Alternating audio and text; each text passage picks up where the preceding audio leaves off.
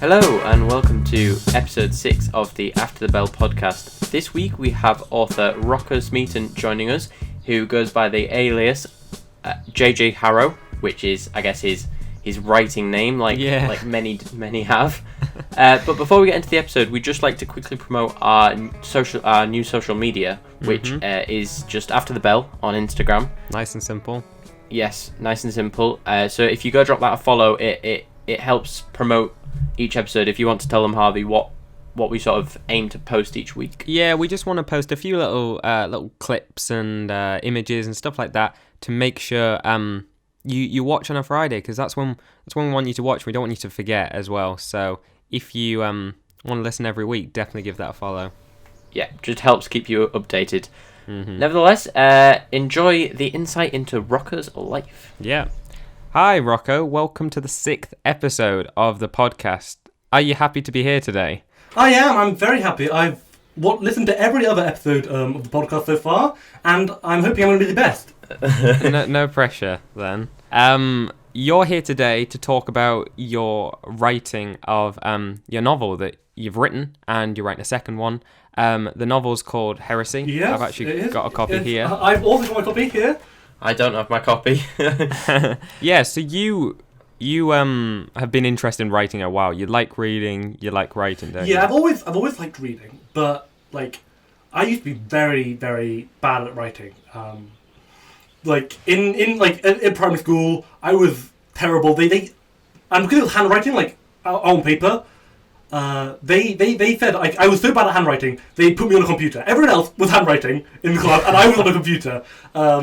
Yeah, so you didn't start as someone who's, let's say, naturally gifted in just writing loads and loads and loads, but you always had a passion for it, and we've been friends for quite a while, and I've known you've always loved writing, especially about fantasy. Yeah, I've always loved fantasy. I think you can do anything in fantasy, really, can't you? Like, if you want to do a crime story, you can do a crime story with dragons. If you want to do a romance story, you can do a romance story with dragons. And I like my dragons, as you can see. I don't know if you can see it that well, but I've got a dragon painted on my wall that I did recently. Well, I was just going to mention to start with, not necessarily about the books, but about the location. So you're in your shed. You're at the bottom of your garden. This is where all the writing happens? This is where all the writings happened. Yeah. Literally all of it. Even back when I was working on a novel with Harvey and Jude and Jonathan, which was the other two we were working with, I worked in my shed. Back then I didn't have heating, I didn't have lighting, and it was freezing all the time, but that's motivating me to write more, because my hand would get frostbite if I wasn't typing away on my keyboard. So it was a motivator. Yeah, I'm sure. What made you want to start writing a fantasy novel? Because obviously the first one's done, and the second one's sort of in production, I guess you'd say. I just want to clarify on Heresy here quickly. It's not necessarily three books. They're going to be part of one book. So really it's one part of it, because it's going to be a 700 book, and 700 page book, that is. And actually, just to be annoying and go on a tangent here, the way I write books is different to a lot of writers, in the way that most people will here's the plot, here's what's happening, and then they'll write the story to however long it needs to be. I start with how many pages it's going to be first, which I know is strange, but I can then time how long it's going to take me, because I know how fast I write. Though it has been a detriment sometimes, because Heresy was going to be 50 pages, and it turned into 100 pages. So your writing technique that you use is basically outlining it page by page, breaking it down right to the smallest page, and then it's sort of more manageable for you to write? Yeah, because when you're outlining, you've got this mindset of, this is the story, you've got the plot, you're keeping it with, the arcs and how it's going. Whereas when you're writing a page, you're thinking about the description, you're thinking about how this character's going to do something, and the actions, and it makes it so much easier to think about that if you're not thinking about what's this leading to and how is this important to the plot, because you know that you've already thought of that in advance. Also, because this you like to talk about school on After the Bell. School is an issue with writing, because if I was trying to write 5 pages a day, that would be 2.5 hours, and with work and everything, that makes it very hard to do that. So what I do is I do writing. I do writing sprints where I do 12.5 hours in a day, and I get 25 pages done. And if you're trying to write, okay, I've recently just done one, and it was meant to be 6 days. It turned into sort of 4 days because it's a hard time. But if I didn't have any outline, that just falls apart after a few seconds because you'll go so off topic, and you don't have to go back to outlining in the middle of it. Obviously, a lot of writers do it differently, but yeah. I was gonna ask, because obviously, it'll be different, like tailored to sort of quarantine, how your day-to-day routine goes about. But say a normal day, you go to a different sixth form to us. So say a normal day at that sixth form, what would the day sort of look like, and how would you sort of tailor in your writing to that day's schedule? Well, I generally don't tailor in the writing to that day's schedule. I might try and get like half an hour done at the end, and I'm actually going to try in future from here on to sort of get some done the bus, because it takes like an hour to get there and back. Yeah. And that's 2 hours. I could have got 4 pages done in there, but I generally don't. You seem to be more about like sort of the efficiency. If you can work out how long it takes, then you can actually achieve writing this full book. Yeah. It's very calculated. Was it hard juggling this with school studies then? Because if you're not writing, say, on a day-to-day, do you just save it for a holiday or a half Yeah, term? as I say with writing sprints, well, on Heresy, the first 50 pages were sort of done over a while, and I'd sort of planned it. I was going to do a few pages every day, and I did that for a long time. But like, say I was doing a couple pages every day, that's like 25 days, but I wouldn't get it done every day, and it just took a lot longer. And it took months to get the first 50 pages done. And it was only going to be 50 pages originally, so after that I sort of lost motivation, and I went off it for a while, and it was like a couple months later, after Christmas, I picked it up again, and I was like, okay, I can write a page in half an hour, I've got a weekend, and I'm going to get 50 pages done. And that's how I finished Heresy. I did 50 pages in 2 days and finished the book. So that's how I do it to fit around school, because otherwise it's very hard to sort of stay consistent. I find it very hard to like keep doing everything. You seem to be someone who works best in intensity. Yeah, well, I just don't... I lose motivation thing quite quickly. As you know, Harvey, we had a YouTube channel, and that died down after a while. I've done many other things. One of my most recent things was I was freelancing, and I was earning good money. I was getting like 50 quid an hour drawing maps. What were you doing? I was drawing maps, and that was quite easy. Right. But it's just after, I'd had £400 or so, I just lost motivation, because I was like, I'm not doing this for that anymore. I'm doing this for money, and I just don't think I couldn't really work like that. And it's surprising when I say that, because like, it's not like, it seems so logistical the way I'm writing that it doesn't seem like, there's so much creativity going on there, because I don't make up things on the spot so much. Yeah. From the beginning for you, it's always been about the story as well, hasn't it? It's been not about necessarily trying to earn money from it. It's about sharing the story that you want to write with people. Yeah, I think it's definitely that. And I think that's why it took me so long to get back to writing after Heresy came out, is because once everyone knows you've written a story and, I published a book, it was sort of about, well done, you published a book, that's sort of it. And I sort of felt that. I was like, oh, I've done this, I've completed it. And you get a sense of completion. You get the dopamine of like, wow, you've done this, well done. And then I realised that, no, I haven't done this. This isn't my aim. I don't want to start with one book. So, Rocco, how long did it take you to complete the novel? In hours? Probably about, only 50 of actually writing, because I generally do keep to my times. I say half an hour a page, but I also get the rest in there as well, so I can sort of plan sort of a day of writing without having to plan breaks, because they sort of go into that half an hour. Right. Yeah. But in terms of outlining and world building, obviously a lot longer. I think you hit the nail on the head with how you sort of stayed motivated with it, with regards to like sort of your freelancing stuff, where it's like you shouldn't be doing it for the money. You should be doing it for like the passion of completing the subjects. Do you think that helped you sort of staying motivated for so long because you were actually like passionate about the subject rather than doing it for like money? Yeah, definitely, because like in fact, Harvey can put a picture of the map on screen now. And I love this map, and it was the first one I did, and it took a long time. A map that was designed great, like it was great though, wasn't it? It was a work of passion, and when I was getting paid for maps, I wasn't putting that sort of time in. I was sort of, this is what you want, draw the outline, do the same lines for everything, and there was no individuality or spirit in it. Whereas in writing, there's definitely much more of that. There's a lot of me in my writing. Which is not necessarily a good thing, but yeah, it's a very individual process, and I've always had stories in my head and not necessarily been able to communicate them, and it's just such a great way to sort of get that out there. It definitely has that unique sort of twist to it. So, say you've finished writing, you've finished everything on your side. So, what's the next step to getting it professionally published to that hardback copy or paperback copy that's in your hand?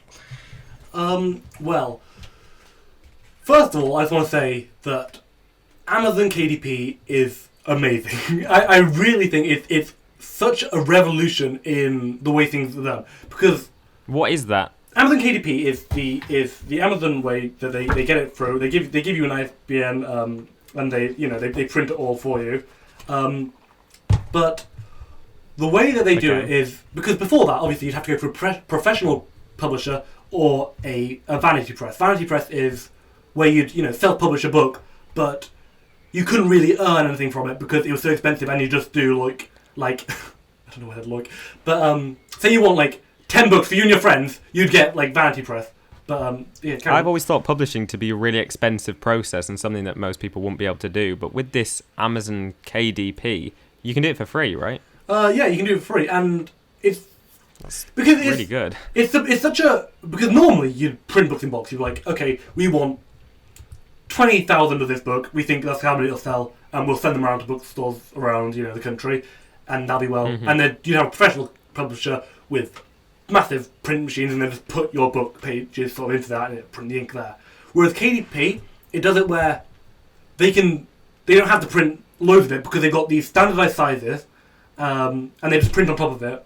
And they can do each layer, and they can do it for so many people. And obviously, this wasn't actually, I don't think, the first revolution in books. But I haven't really used sort of Kindle, ebooks or audiobooks.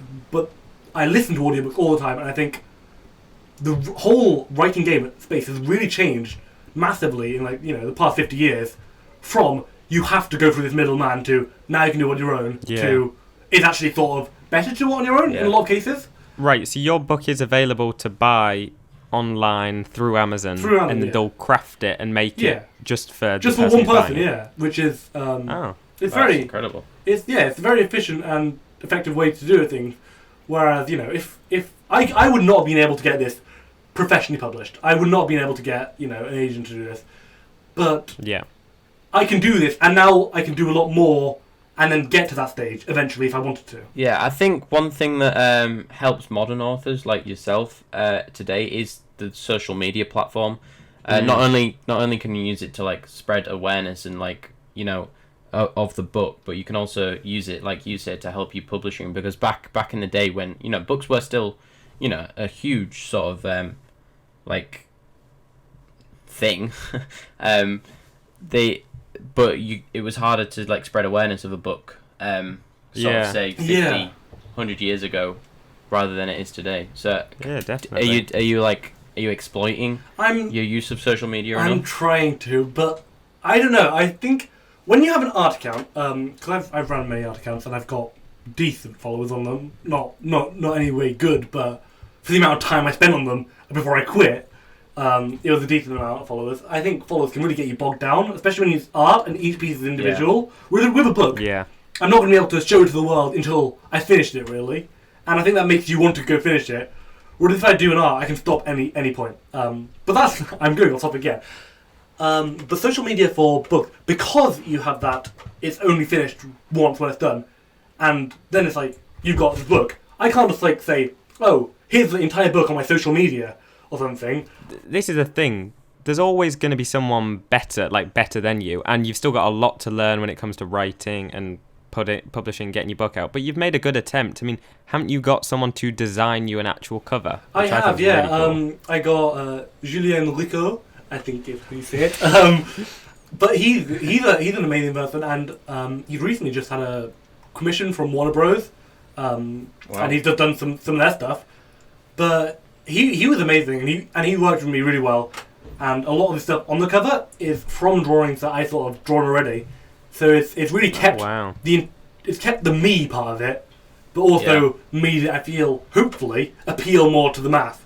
I think in almost every industry it is a lot about who you know and like who they know, and that's how like you get links, and that's how you get up to the top. And I think you rightly said about the followers, like who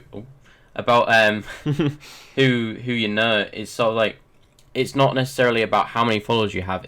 Even if like 5 people are like listening or reading what you're doing, that's enough to keep you motivated and to keep you going, because there are people who do want to see it. It's been a very positive thing for people who are trying to grow on their own without using that third party, without advertising and all that. Yeah, definitely, and we've noticed with ours, like just through YouTube and being able to actually do a podcast, which most people won't be able to do on a relatively small budget.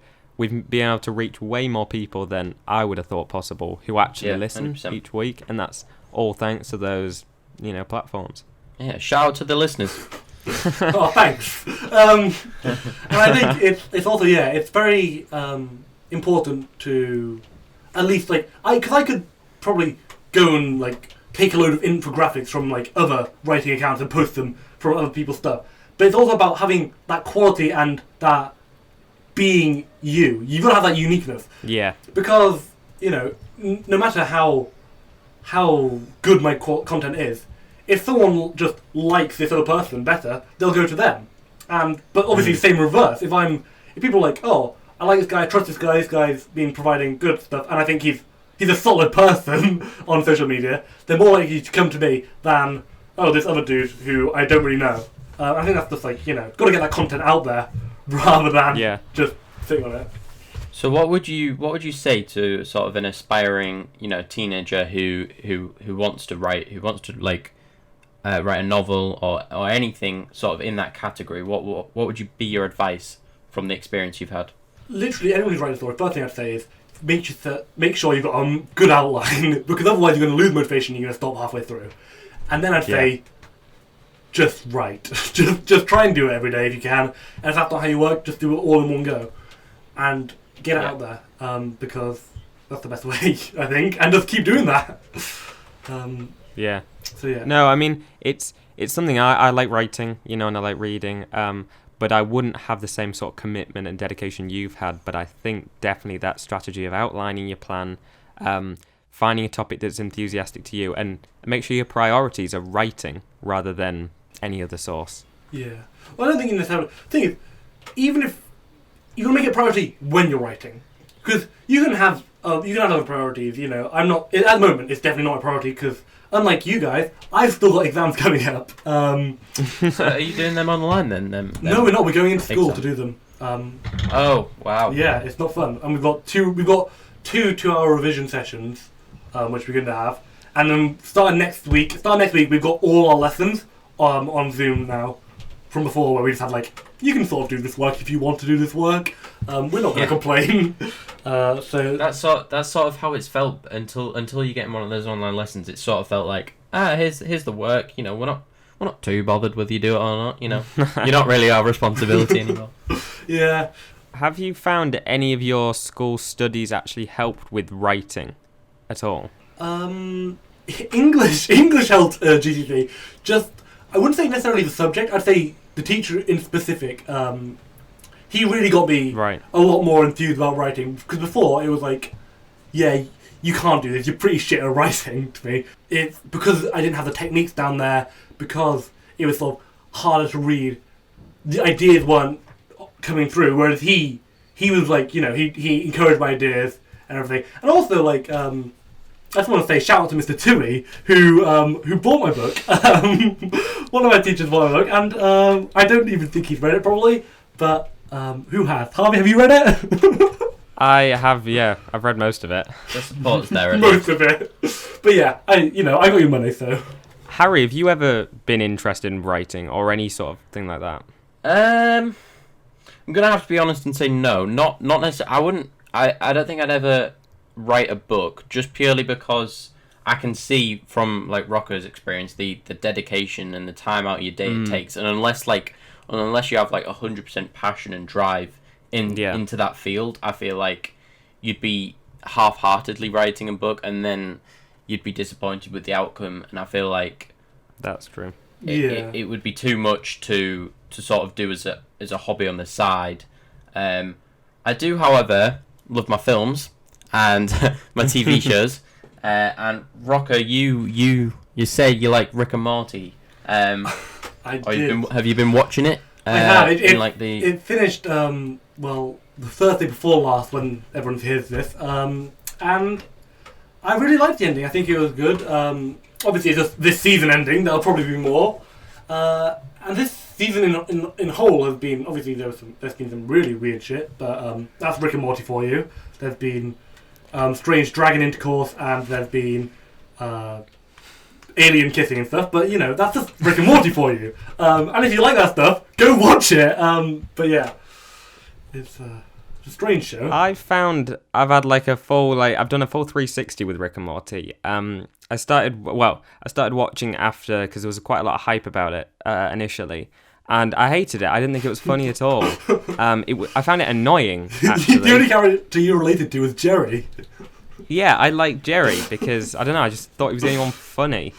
But as I've watched all the series now, and I sort of understand its place now. I think it's not for everyone, especially the comedy, but it's fun to watch. Have you seen it, Harry? I think it's I've seen some. I haven't seen all of it, but I've seen parts, and I do think it's your stereotypical American sort of sitcom. Yeah.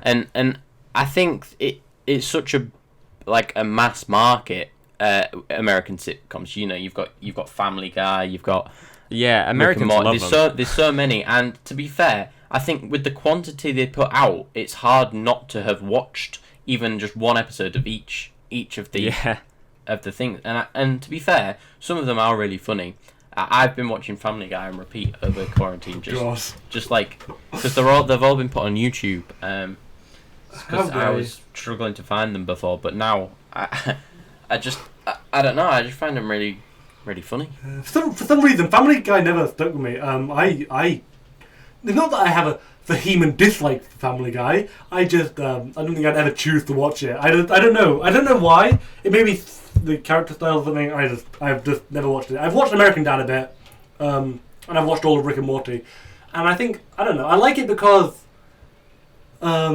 it's not like there's surface level humor, but they do a lot of research into stuff, and there's a lot going on there that you don't necessarily see if you just watch them once. Like I've watched quite a few episodes, twice and stuff, and you notice something new every time. And I think that's nice. Yeah, I think it's good in that way. Yeah, it's probably quite rare for a cartoon actually to have that. Yeah, because it is just animated at the end of the day. Also, because Dan Harmon, the creator of it, is one of the main people who did the Dan Harmon Story Circle, which I use in my outlining document. It's at the bottom there. I do use Dan Harmon's Story Circle, and so does one of my favourite authors, because obviously this is sort of a film and TV thing, but I would like to just say if anyone out there reads or wants to get into fantasy, I would recommend Brandon Sanderson wholeheartedly. He's an amazing person and a writer, and recently I've just finished so far what he's done on the Stormlight Archives. And these books are not for the new fantasy reader, because they're each of them, I listen to an audiobook, and they're about 50 hours each. And at the moment, there's 3, but there's going to be 7 more. There's a lot, and they're each this thick, so it's... That's great. Well, I think that just about rounds off this week's episode. Thank you so much, Rocco, for joining us and letting us know about your writing. It was a pleasure to be here. Thanks. See you later. And that was the episode with Rocco talking about his writing. I thought that was a pretty cool episode. I found I learned a lot from what he was saying about the way he outlines, and his way of working was quite interesting. Yeah, 100%. I think he's definitely a character, and definitely a name to look out for in the future. JJ Harrow. Next time you go into a bookshop, see if his name's there. And what a cool writing shed as well, like at the bottom of his garden. Yeah, I know, that's insane. Like I was thinking about, like, you know, your Roald Dahls and people like that who write in like a little shed and what they go on to be. And his artwork on the side as well, like really cool. Yeah, if you didn't watch the video version of that, you should definitely, because it's a cool little setup. 100%. Also, we've linked his book in the description. It's called Heresy. You can buy that on Amazon basically, and it'll be printed and sent to you. So please check that out. And I think that's it for today's episode. Yeah, thank you very much for watching again. Yeah, cheers. Thanks.